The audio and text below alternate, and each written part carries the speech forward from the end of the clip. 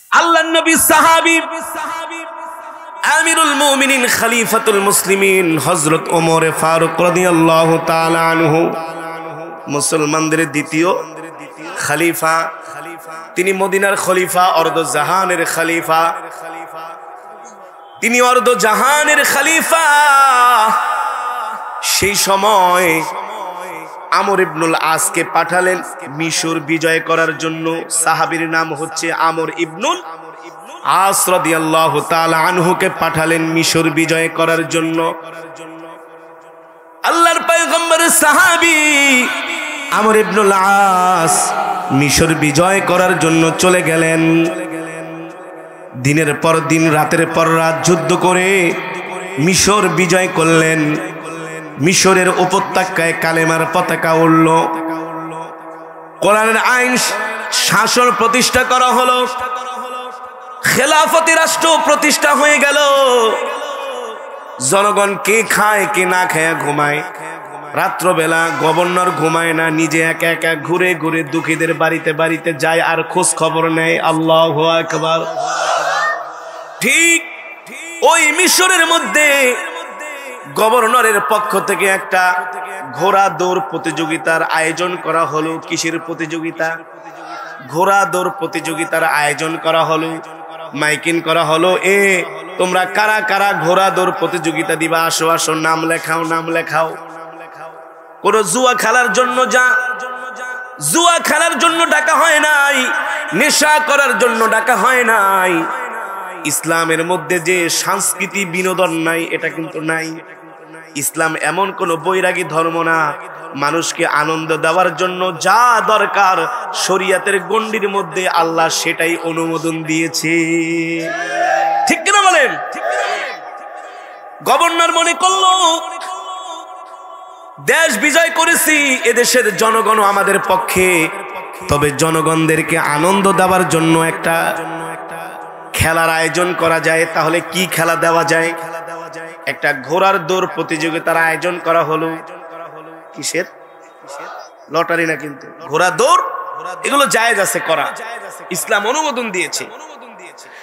অনেক জায়গা থেকে যুবকেরা এসে ঘোড়া দৌড় প্রতিযোগিতার নাম লেখাচ্ছেন। ঘটনাক্রমে মিশরের গভর্নর আমর ইবনুল আস, তার একজন পুত্র ছিল, তার নাম মুহাম্মদ। তার নামও কি? সেও ঘোড়া দৌড় প্রতিযোগিতায় তার নাম লেখালেন। শত শত যুবক ঘোড়া দৌড় প্রতিযোগিতায় নাম লেখালেন। সবাইকে বলে দিলেন 3 দিন পরে তোমরা স্টেডিয়ামে আসবা, সেখান থেকে ঘোড়া দৌড় প্রতিযোগিতা শুরু হবে। মিশরের গভর্নরের ছেলে মুহাম্মদ, তিনিও ঘোড়া দৌড় প্রতিযোগিতায় নাম লেখালেন। সব প্রতিযোগীকে এক সিরিয়ালে দাঁড়াইতে বললেন, সব প্রতিযোগীকে এক সিরিয়ালে দাঁড়াইতে বললেন। আর যিনি জাজমেন্ট ছিলেন তিনি বললেন, শোনো শোনো, আমি যখন বাঁশি ফু দিব, দেওয়ার সাথে সাথে তোমরা তোমাদের ঘোড়াগুলোকে ছেড়ে দিবা। যে আগে যেতে পারে তাকে 1 নাম্বার ঘোষণা করা হবে, যে দ্বিতীয় তাকে দ্বিতীয়, যে তৃতীয় তাকে তৃতীয়। এভাবে করে যখন বাঁশি ফু দেওয়া হলো, সমস্ত যুবক তাদের ঘোড়াগুলোকে প্রাণপণ চেষ্টা করছেন দৌড়ানোর জন্য, যাতে 1 নাম্বার হতে পারে। দৌড়াতে দৌড়াতে একজন কালো যুবক, তার নাম হলো মুহাম্মদ ইবনে আসলাম। তার নাম কি? তিনি ছিলেন একজন নিগ্রো কালো যুবক, দেখতে সুন্দর না, একেবারে কুচরি কালো। সেই যুবকও তার ঘোড়াটাকে 1 নাম্বার বানানোর জন্য প্রাণপণ চেষ্টা করতেছেন। দীর্ঘক্ষণ সময় ঘোড়া দৌড়াতে দৌড়াতে কিন্তু হাঁপায়া যায় কি যায় না? 3-4টা ঘোড়া একেবারে সামনে সারিতে চলে আসলেন। তার মধ্যে একজন ছিলেন আমর ইবনুল আসের ছেলে মুহাম্মদ, আরেকজন ছিলেন অন্য যুবক, আর ওই কালো যুবক মুহাম্মদ ইবনে আসলাম। এমন কম্পিটিশন আর 2-5 মিনিটের মধ্যে যার ঘোড়াটা সামনে চলে যাবে সেই 1 নাম্বার হয়ে যাবে। আমর ইবনুল আসের ছেলে মুহাম্মদ তাকায় তাকায় দেখে এত চেষ্টা করতেছে, তার ঘোড়া দৌড়াতেছে না, তার মানে সে ফার্স্ট হতে পারবে না। মনের ভিতরে ভয় ঢুকে গেল। দেখে তার সামনে একজন কালো যুবক প্রাণপণ চেষ্টা করে তার ঘোড়াটাকে তার ঘোড়ার আগে দৌড়ানোর চেষ্টা করতেছে। মুহাম্মদ এত চেষ্টা করে আগে যেতে পারে না, আগে যেতে পারে না। কি করবে টেনশনে পড়ে গেলেন। তার মনের মধ্যে একটা কূট বুদ্ধি চলে আসলো, দুষ্ট বুদ্ধি। ওই যুবককে ডাক দিয়া বলে, কিফ কিফ ইয়া মুহাম্মদ আসলাম, থামো, তুমি কি আমাকে চিনো? আনা করিম ইবনু করিম, আমি একজন সম্মানিত পিতার ছেলে, আমার বাবা মিশরের গভর্নর। তুমি আমার আগে ফার্স্ট হয়ে যাবা, এটা আমি হতে দেব না। আরে যখন প্রতিযোগিতা শুরু হয় তখন তো কেউ কাউকে কেয়ার করে না, করে কি এমপির ছেলে কে মন্ত্রীর ছেলে, এটা পরেরটা পরে, আগে ফার্স্ট হই, ঠিক কিনা বলেন?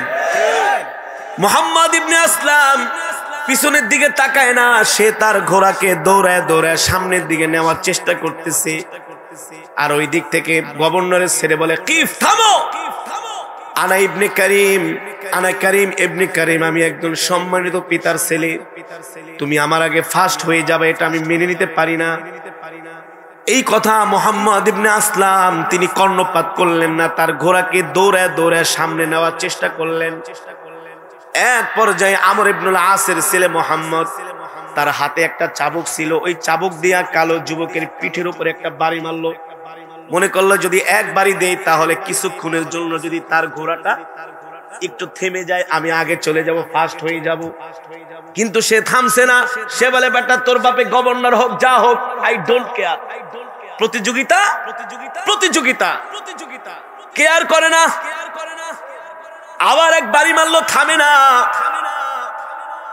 তৃতীয়বার যখন বাড়ি মারলো, মুহাম্মদ বিন আসলাম একেবারে ঘোড়া থেকে ছিটকে পড়ে গেল। আর আমর ইবনুল আসের ছেলে সবার আগে চলে গেল।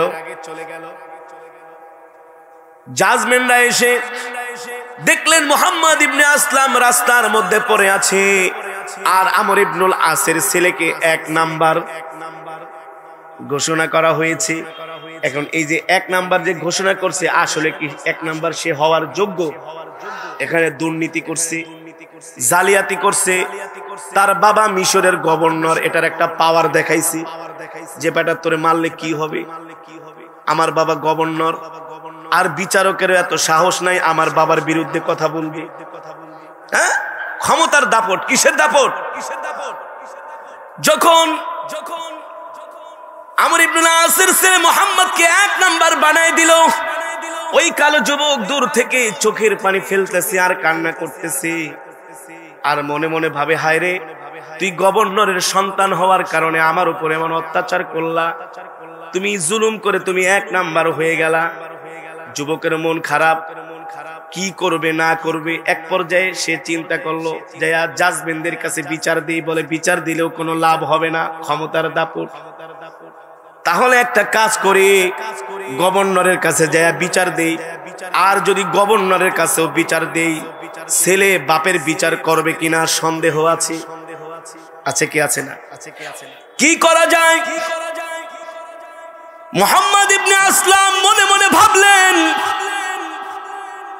আমি গভর্নরের কাছেও বিচার দিব না, আমি কোন বিচারকের কাছেও বিচার দিব না, আমি চলে যাব আমাদের যিনি খলিফা হযরত ওমরের দরবারে। আল্লাহু আকবার। ওমরের দরবারে বিচার দিলে এই বিচারের রায় 100% আমার পক্ষে আসবে, কোনো কারণ সাক্ষ্য প্রমাণ আছে কি আছে না? শত শত মানুষ দেখছে, শত শত মানুষ দেখছে, কিন্তু বাবা তার সন্তানের বিচার করবে কিনা আমি জানি না, দরকার নাই, আমি একেবারে খলিফা ওমরের কাছে চলে যাব। ওই কালো যুবক সেই মিশর থেকে রওনা করলেন। অনেক দূরের পথ, অনেক অনেক দূরের পথ, অনেক লম্বা সফর জার্নি করে হযরত ওমরের দরবারে আসলেন। আর আয়েশা হযরত ওমরের দরবারে নালিশ করলেন, আমিরুল মুমিনিন দেখেন এই ঘটনা, মিশরের গভর্নর একটা দৌড় প্রতিযোগিতা দিয়েছিল, ঘোড়ার দৌড় প্রতিযোগিতা, কিন্তু আমি যখন একেবারে সবার আগে চলে গেলাম, মিশরের গভর্নরের ছেলে মোহাম্মদ আমাকে চাবুক দিয়া পিঠের মধ্যে 3টা আঘাত করেছে। দেখেন আমি সিটকে রাস্তায় পড়ে গেছি, আমি 1 নাম্বার হওয়ার কথা, কিন্তু সে আমাকে 1 নাম্বার হতে দেয় নাই, আমার উপর জুলুম করছে। হযরত ওমর বলে, প্রমাণ কি? তোমাকে যে চাবুক দিয়া বাড়ি দিছে। ওই যুবক নিজের জামা খুলে বলে, দেখেন আমার শরীরের মধ্যে এখন 3টা দাগ আছে এখনো পর্যন্ত। তুমি কেন গভর্নরের কাছে বিচার দাও নাই? বলে, গভর্নরের কাছে বিচার দিলে এই বিচার পাবো কি পাবো না সন্দেহ ছিলাম, এই কারণে আমি খলিফার দরবারে চলে আসছি। এই কথা শোনার পরে হযরত ওমর বলে তার খাদেমকে, এই যুবককে মেহমানখানা খুলে দাও। যুবককে মেহমানখানা খুলে দেওয়া হলো।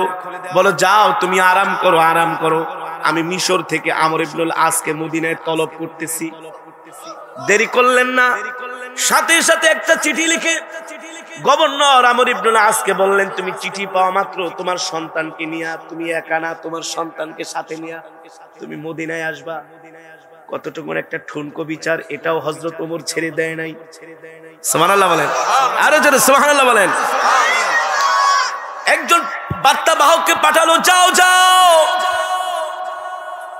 এই চিঠি পাওয়া মাত্র আমর ইবনুল আস যাতে মদিনায় চলে আসে, বার্তা বাহককে পাঠানো হলো মিশরে। ওই সময় তো আর বিমানও নাই, ট্রেনও নাই, প্রাইভেট কারও নাই, অনেক দূরের রাস্তা। একটা চিঠি পাঠাইলে 1-1.5-2 মাস লেগে যেত উত্তর পেতে। আর দেরি করলেন না, ওই যুবককে হযরত ওমর বললেন, যতদিন পর্যন্ত গভর্নর না আসবে মিশর থেকে, ততদিন পর্যন্ত তুমি মেহমানখানায় থাকবা, খাইবা, ঘুমাইবা, তোমার কোনো সমস্যা নাই, এই যা যা লাগে তার ব্যবস্থা করে দিবা। আমর ইবনুল আস বেশ কিছুদিন পরে তার হাতের ওই পত্র পেলেন, আমিরুল মুমিনিন তাকে ডাকলেন। শুধু একা না, তার ছেলেকে সাথে করে। ছেলের কথা শোনার পরে আমিরুল মুমিনিনের এই চিঠি পাওয়ার পরে আমর ইবনুল আস মনে মনে চিন্তা করলেন, হায় রে, আমিরুল মুমিনিন তো আমাকে একা একা ডাকার কথা, কিন্তু সাথে ছেলেকে কেন নিতে বলছি? নিশ্চয়ই কোনো আছে কি আছে না, নিশ্চয়ই কোনো কারণ আছে। আমর ইবনুল আস তার ছেলেকে ডাকলেন, মোহাম্মদ এদিকে আসো,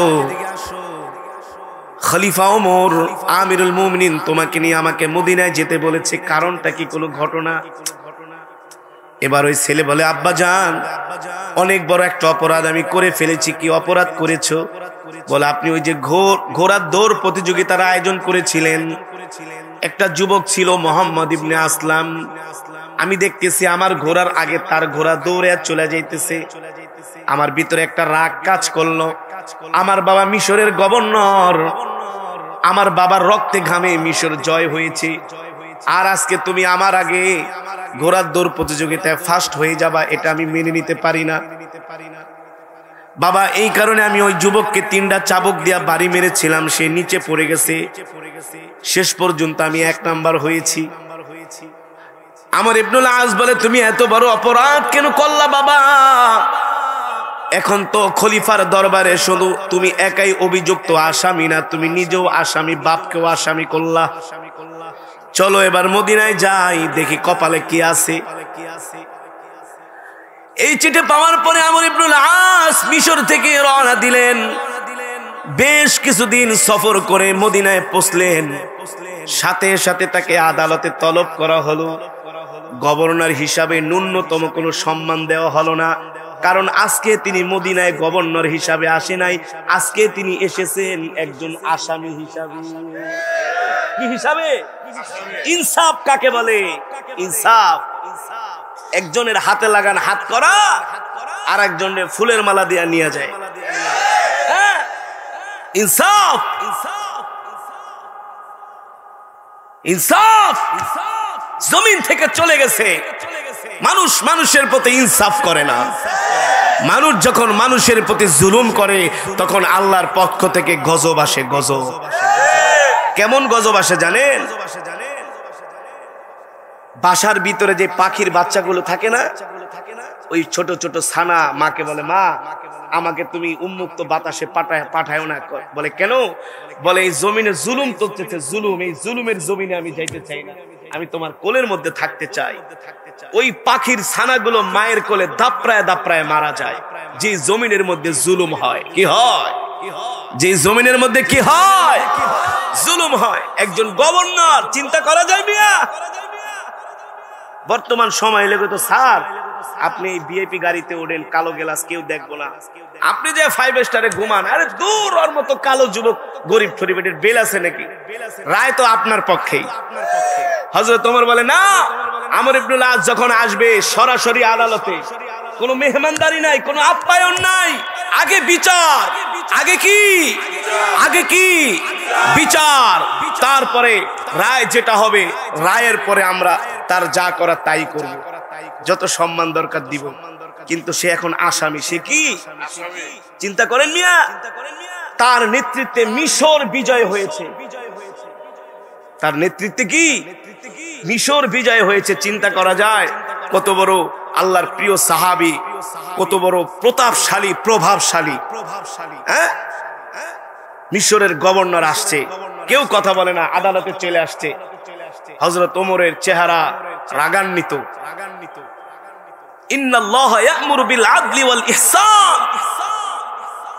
যখন মিশরের গভর্নর আমর ইবনুল আস আদালতে আসলেন, হযরত ওমর তিনি বিচারকের চেয়ারে, আর তিনি এখন আসামির কাঠগড়ায়। তিনি কি? আসামির কাঠগড়ায়। অথচ আমর ইবনুল আস কিন্তু কম না, কিছুই করার নাই। ন্যায় বিচার প্রতিষ্ঠা করতে হবে। কি করতে হবে? ইনসাফ প্রতিষ্ঠা করতে হবে। কিছুই করার নাই। একদিকে ছেলে দুইজনকে আসামির কাঠগড়ায় দাঁড় করালেন হযরত ওমর। এবার বলে, ওই যাও, ওই মুহাম্মদ ইবনে আসলামটাকে নিয়ে আসো, যিনি মিশর থেকে আসছেন আমার কাছে বিচার চাওয়ার জন্য। এবার ওই কালো যুবক আস্তে আস্তে করে আদালতের দিকে আসতেছে। আর গভর্নরের ছেলে তাকায় দেয়, হা, এটার এই তো আমি 3টা চাবুক দিয়ে বাড়ি দিয়ে 1 নাম্বার হয়ে গেছিলাম। এখন তো তার কলিজায় কি নাই? পানি আছে। হ্যাঁ, ধরা তো খাইছে ওমরের কাছে, আজকে মাপ নাই। আমর ইবনুল আস কয়, বাবারে তোরও যেমন ক্ষমা নাই, আমারও ক্ষমা নাই। তুই কার আদালতে আসছো জানোস না? তার নাম হলো ওমর। আল্লাহু আকবার, আল্লাহু আকবার। ওমরে ফারুক কেন বলা হয় জানেন? যিনি সত্য মিথ্যার পার্থক্য করতে পারেন। আল্লাহু আকবার। কেমন ছিলেন মুসলমানদের খলিফা, প্রেসিডেন্ট? কি মূর্খ ছিলেন? হযরত ওমর কি মূর্খ ছিলেন মিয়া? এই যে পুলিশ সীমান্ত পাহারা দেওয়ার জন্য যে সীমান্ত রক্ষী বাহিনী হযরত ওমর গঠন করেছিলেন, সেই 1450 বছর আগে কে গঠন করেছিলেন? হযরত ওমর। উনি কি বোকা ছিলেন মিয়া? এই যে পাহারাদার রাত্রবেলা ঘুমান, পাহারা দেয়, এই পাহারাদারি পৃথিবীর সর্বপ্রথম হযরত ওমর উদ্ভাবন করেছিলেন। তার খেলাফত আমলে মোল্লারা কি বলদ? মোল্লারা কি বোঝে না? হ্যাঁ, হযরত ওমর এই সেনাবাহিনী, কিভাবে সুসংগঠিত সেনাবাহিনী গঠন করা যায় একটা দেশের সার্বভৌমত্ব রক্ষা করার জন্য, সর্বপ্রথম হযরত ওমর উদ্ভাবন করেছিলেন। মোল্লা হযরত ওমর। আল্লাহু আকবার বলেন। ওমরে ফারুক আমর ইবনুল আসের ছেলের চেহারার দিকে তাকায়, তুমি তো অপরাধ করছো, তোমার চেহারাই দেখা যায়, তুমি কি করছো? অপরাধ করছে। এবার ওই যুবককে বলে, এই বলো কি হয়েছে তোমার? বললো, আমিরুল মুমিনিন, এই ঘটনা, ঘোড়ার দৌড় প্রতিযোগিতা শুরু হয়ে গেল। দীর্ঘক্ষণ দৌড়াইতে দৌড়াইতে দেখি গভর্নরের ছেলে হাঁপায় গেছে, তার ঘোড়াও হাঁপায় গেছে, দৌড়াইতে পারে না। কিন্তু আমার ঘোড়াটা দৌড়াইতে দৌড়াইতে একেবারে 1 নাম্বার হওয়ার যখন সময় হয়ে গেল, সে আমাকে বলতেছে, আনা কারিম ইবনু কারিম, তুই চিনোস বেটা আমি সম্মানী, আমার বাবাও সম্মানী, তুমি আমার আগে 1 নাম্বার হয়ে যাবা, এত বড় সাহস? এই দাঁড়া! আমি থামি নাই। আমাকে একটা চাবুক মারেছে, আমি কিছু বলি নাই। 2বার চাবুক মেরেছে, আমি কিছুই বলি নাই। 3য় চাবুক মারার পরে আমি আর সহ্য করতে পারি নাই, ঘোড়া থেকে আছড়ে জমিনে পড়ে গেছি। হযরত ওমর বলে, তোমার জামাটা খোলাও। খোলায় দেখে যে 3টা দাগ। কয়টা? কয়টা? 3টা দাগ। আমর ইবনুল আস আফসোস করতেছে, তুমি যদি আমার কাছে বিচার দিতা। হযরত আমর ইবনুল আস বলে, আমিও তো বিচার করতাম, আমিও সন্তানের প্রতি বিন্দু পরিমাণ সহানুভূতি দেখাইতাম না। তারপরে তুমি খলিফার দরবারে চলে আসছো। ওমর, যিনি সত্য মিথ্যার পার্থক্যকারী, আল্লাহ রসুলের প্রিয় সাহাবী, আমার ভাই ওমর আজকে যেই সিদ্ধান্ত দিবে আমি সেই সিদ্ধান্তই মেনে নিব। রসুলের দুইজন প্রিয় সাহাবী, চোখে চোখ। কি করবে হযরত ওমর? তিনি কোরআনের একটা আয়াত পাঠ করে শোনালেন। আমর ইবনুল আস, আমাদের নবী আমাদেরকে শোনায় গেছেন, ইন্নাল্লাহা ইয়া'মুরু বিল আদলি ওয়াল ইহসান, মানুষের প্রতি জুলুম করবা না, মানুষের প্রতি ইনসাফ করো, মানুষকে ভালোবাসো, মানুষের প্রতি অত্যাচার করবা না, নির্যাতন করবা না, জুলুম করবা না, সাবধান। আমর ইবনুল আস বলো, ভাই আমি কি করব? আমর ইবনুল আস বলে, আমিরুল মুমিনিন, যেটা কোরআন রায় দেয় আপনি সেটাই ফয়সালা দিয়ে দেন। জোরে বলেন আল্লাহু আকবার।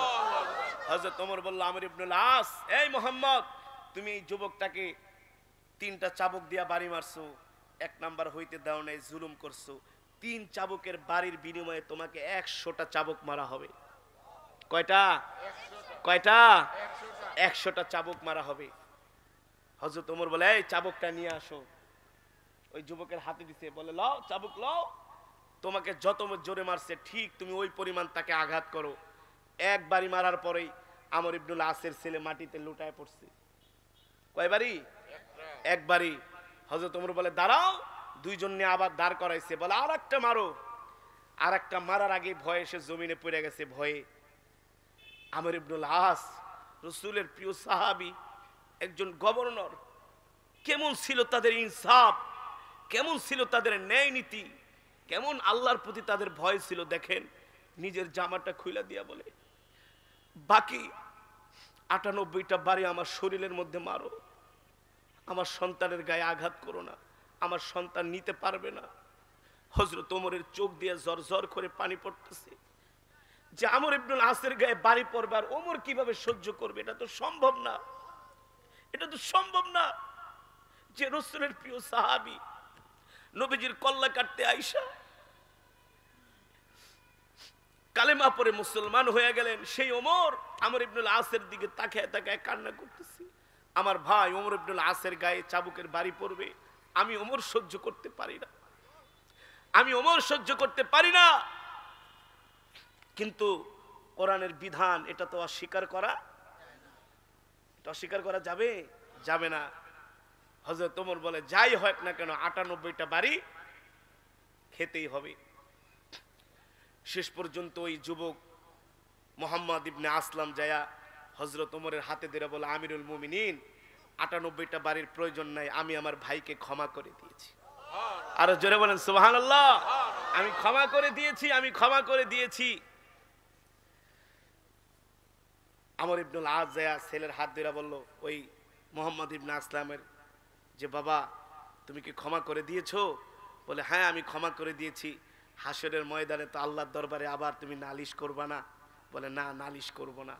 হযরত ওমর বলে, আমর ইবনুল আস, এই যুবক যদি ক্ষমা না করত, 98টা বেতের আঘাত তোমার গায়ে পড়তো অথবা তোমার সন্তানের গায়ে পড়তো, একটাও আমি ছাড় দিতাম না। আল্লাহু আকবার। জোরে বলেন আল্লাহু আকবার। একেই বলে ইসলাম, একেই বলে কি? ইসলাম। একেই বলে কোরআনের আইন, কোরআনের শাসন, কোরআনের বিধান। আজকে তো আমরা ইসলাম থেকে দূরে সরে গিয়েছি, দিন থেকে দূরে সরে গিয়েছি। এর কারণ হলো আল্লাহর কোরআনের শিক্ষা আমাদের মাঝে নাই, ধর্মের শিক্ষা আমাদের মাঝে নাই। আমাদের সন্তানরা দিন মানে না, ইসলাম মানে না, কোরআন মানে না, সারা দিন শুধু গাজার পোটলা নিয়ে ব্যস্ত থাকে। ফেন্সিডিল, ইয়াবা আজকে প্রতিটা রন্দে রন্দে ঢুকে গেছে, ঠিক কিনা বলেন? আজকে এই যুগের যুবকরা ফেন্সিডিল, ইয়াবা, গাজা ছাড়া কিছুই কল্পনা করে না। কারণ কি? ভালো ভালো ইউনিভার্সিটিতে পড়ে, কিন্তু সন্তান ড্রাগ অ্যাডিক্টেড, নেশা পান করে, নেশাগ্রস্ত, নেশা না খেলে সে ঠিক থাকে না। এর কারণ হলো আল্লাহর কোরআনের শিক্ষা আমাদের মাঝে নাই, দ্বীনের শিক্ষা আমাদের মাঝে নাই, ঠিক কিনা বলেন? সম্মানিত হাজিরিন, যেভাবে করে আমরা মুহাব্বতের সাথে কোরআনের তেলাওয়াত শুনেছি, আমরা আমাদের সন্তানদেরকেও কোরআনের শিক্ষা দিব। রাজি আছেন তো ইনশাআল্লাহ? আমরা আমাদের সন্তানদেরকে দ্বীনি শিক্ষা দিব। রাজি আছেন তো ইনশাআল্লাহ? আমরা তো মসজিদে জুমা পড়াই, অনেক মুসল্লিরা আয়েশা বলে, হুজুর আমার ছেলেটাকে একটা তাবিজ দেন। বলে, কিসের জন্য?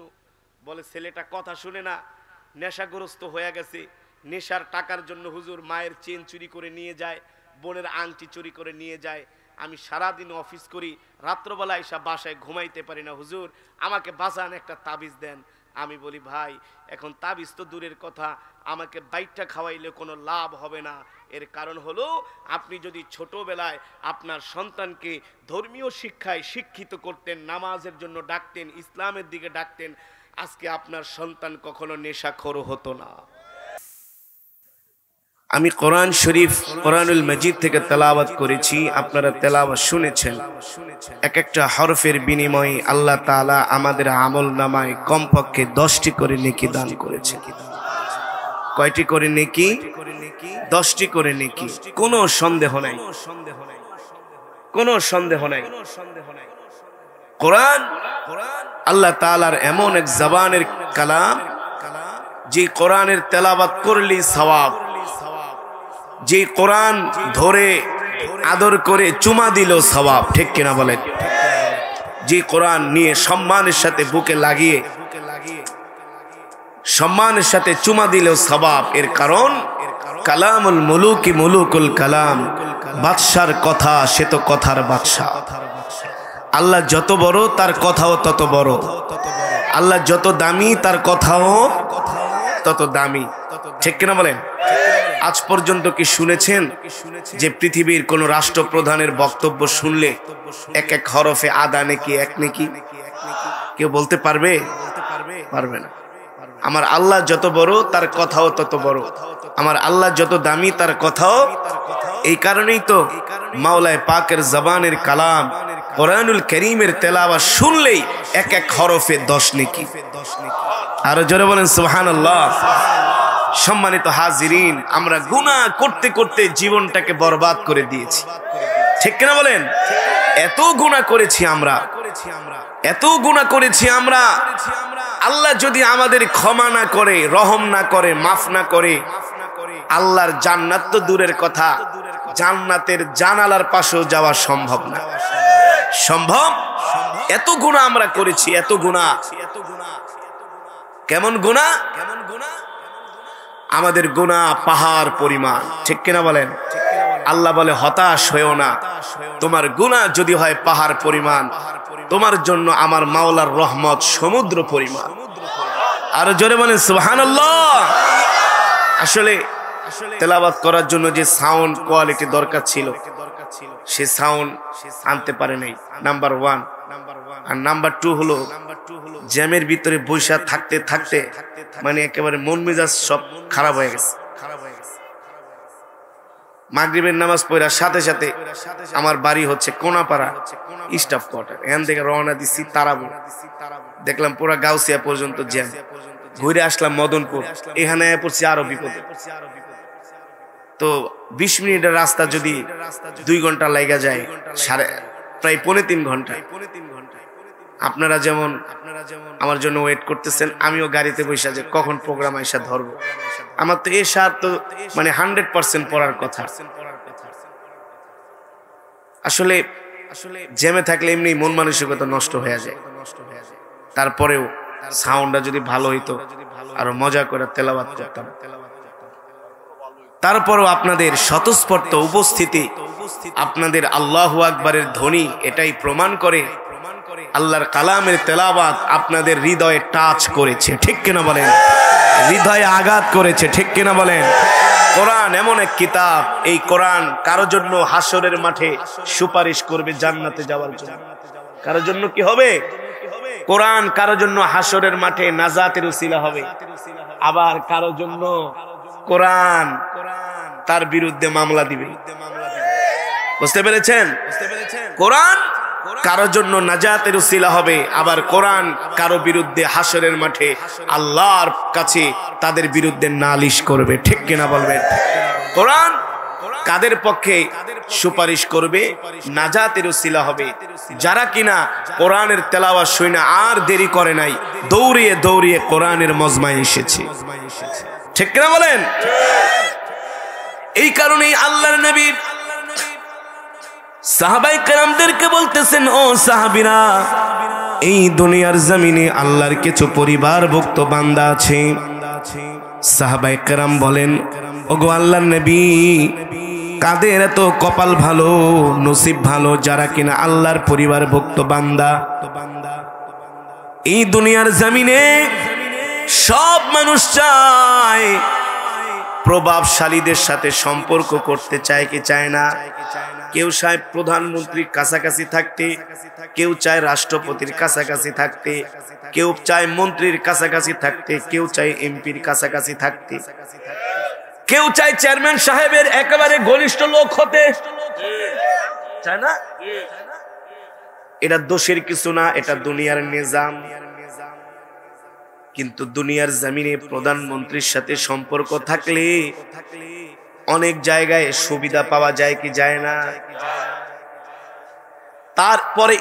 তারপরের স্টেপ এভাবে করে যদি সম্পর্ক হয় সুবিধা পাওয়া যায়। কিন্তু এই দুনিয়ার জমিনে কেউ যদি আল্লাহর পরিবারভুক্ত বান্দা হয়, সে হাসরের মাঠে সুবিধা পাবে না, এমনটা তো হতে পারে না। পারে না, এমনটা হওয়া সম্ভব না। এই জন্য তো নবী যে বলেছেন, ইন্না লিল্লাহি আহলিনা মিনান নাস কিলা মান হুম ইয়া রাসূলুল্লাহ। আল্লাহর পয়গম্বর বলে, সাহাবীরা রে, তোমরা কি জানো এই দুনিয়ার জমিনে আল্লাহর কিছু পরিবারভুক্ত বান্দা আছে? এই কথা শোনার পরে সাহাবায়ে কেরাম ঈর্ষান্বিত হয়ে গেলেন, আবেগ আপ্লুত হয়ে আশ্চর্য হয়ে জিজ্ঞেস করলেন, ওগো নবীজি, কাদের এত সৌভাগ্য, কাদের এত কপাল ভালো, কাদের এত নসিব ভালো যারা কিনা আল্লাহর পরিবারভুক্ত? সরকারে দো আলম রহমাতুল লিল আলামিন বলে, সাহাবীরে, এই দুনিয়ার জমিনে যারা আল্লাহর কোরআনকে মহব্বত করে, আল্লাহর কোরআনকে ভালোবাসে, তারাই হলো আল্লাহর পরিবারভুক্ত বান্দা।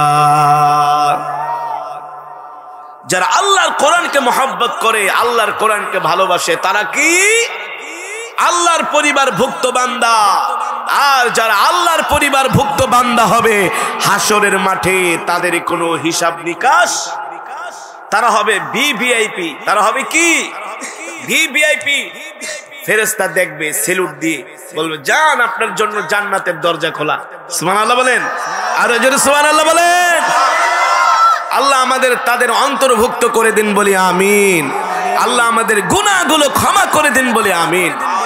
সম্মানিত হাজিরিন, এই কোরআন আল্লাহ তাআলা দিয়েছেন মানবতার মুক্তির দিশারি, ঠিক কিনা বলেন? এই কোরআন হচ্ছে মানবতার মুক্তির জন্য, মানুষ যাতে দুনিয়ার জমিনে জীবনটাকে আল্লাহর রাস্তায় কিভাবে চলতে হয়, এই কারণেই আল্লাহ আমাদেরকে এই কোরআন দিয়েছেন। এই কোরআন এমন এক কিতাব, এই কোরআনের আইন যদি সারা পৃথিবীতে চালু হয়ে যায়, মারামারি, কাটাকাটি, হানাহানি, হিংসা, বিদ্বেষ বন্ধ হয়ে যাবে। যাবে কি যাবে না? কোরআনের আইন যদি চালু হয়ে যায়, ধর্ষণ বন্ধ হয়ে যাবে। কি বন্ধ হবে?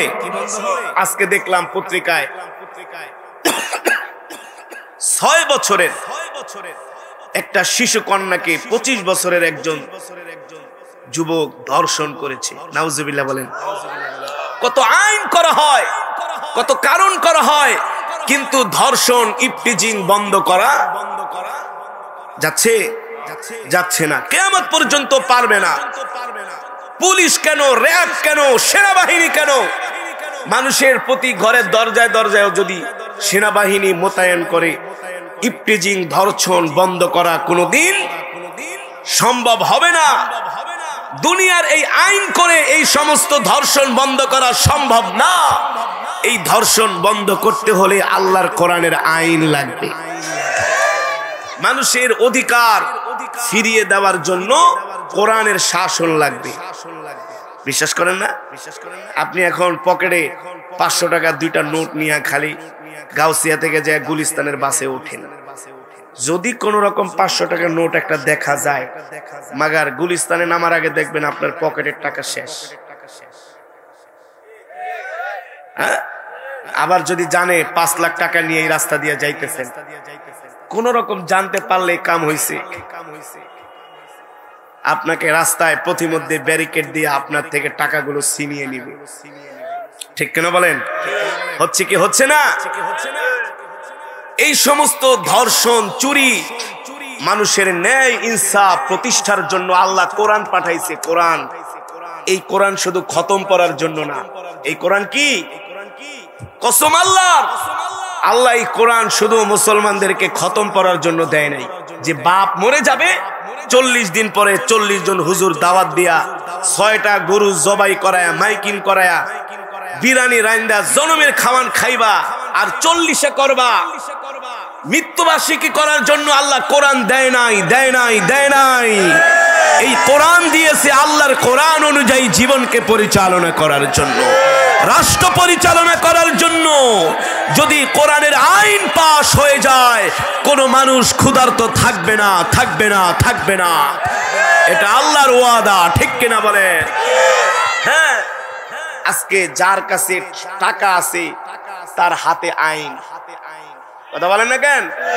যার কাছে টাকা আছে তার হাতের মধ্যে থানা, সুপ্রিম কোর্ট, হাইকোর্ট, জজ কোর্ট তার হাতের মধ্যে।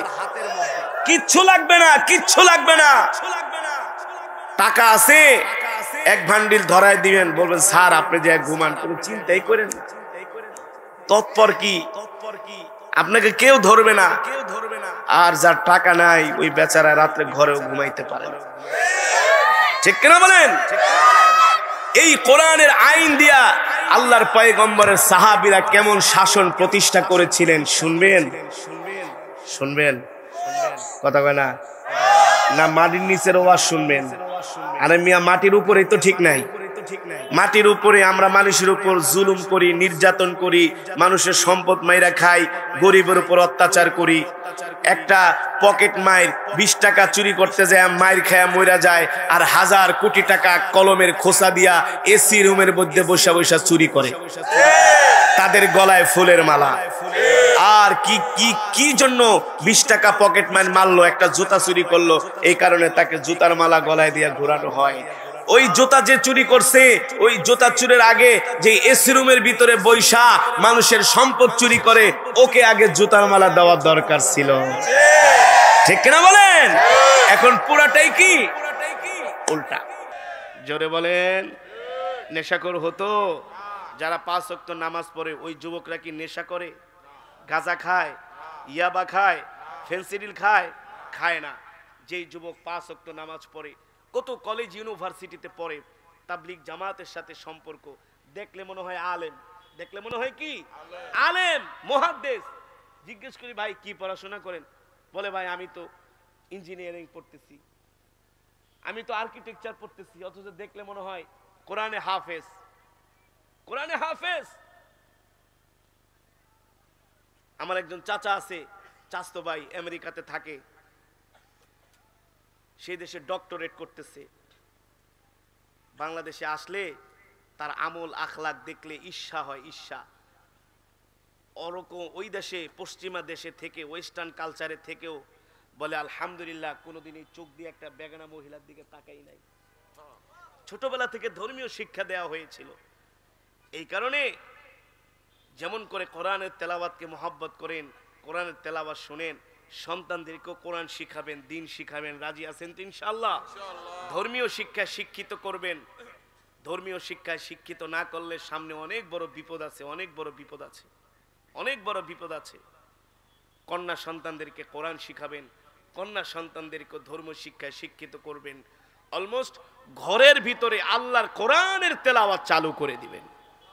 যেই ঘরের ভিতরে কোরআনের তেলাওয়াত নাই, ওই ঘরে আল্লাহর রহমত নাই। ঠিক কিনা বলেন? যেই ঘরে কোরআনের তেলাওয়াত নাই, ওই ঘরে আল্লাহর বরকত নাই। ঠিক কিনা বলেন?